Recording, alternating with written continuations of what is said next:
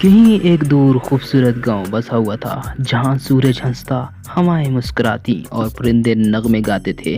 उसी गांव में रहता था एक नन्हा सा मासूम सा लड़का अली। सफेद कुर्ता और चमकती आंखों वाला मुस्कुराता सा चेहरा। अली की हंसी सुनकर तो फूल भी खिल उठते थे। अली का सबसे अच्छा दोस्त था बिलाल, एक शरारती मगर दिल का बहुत साफ बच्चा। दोनों दोस्त हर रोज नई नई मुहिम्मात पर निकलते। कभी खेतों में दौड़ते, कभी नदी के किनारे पत्थर फेंकते और कभी छुप छुप कर परिंदों को देखते।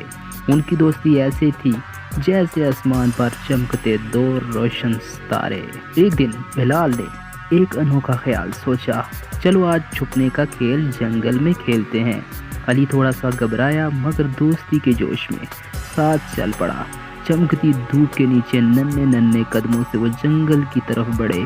दरख्तों के साए में एक नया जहां उनका इंतजार कर रहा था। मगर जंगल हमेशा खुशामदीद नहीं कहता।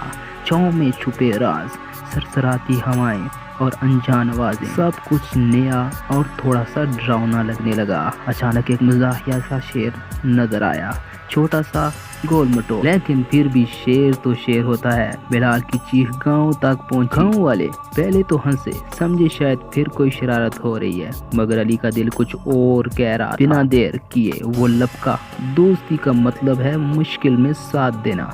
अली ने सबको इकट्ठा किया और सब मिलकर जंगल की तरफ दौड़ पड़े।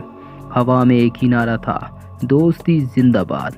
दरख्तों के बीचों बीच बिलाल डरा सहमा खड़ा था, मगर जो ही अली और गांव वाले पहुंचे, शेर हैरान होकर भाग निकला और बिलाल खुशी के मारे रो पड़ा। उसी दिन अली और बिलाल ने सीखा, दोस्ती में हिम्मत होती है, मोहब्बत होती है और सच्चाई सबसे बड़ी ताकत होती है।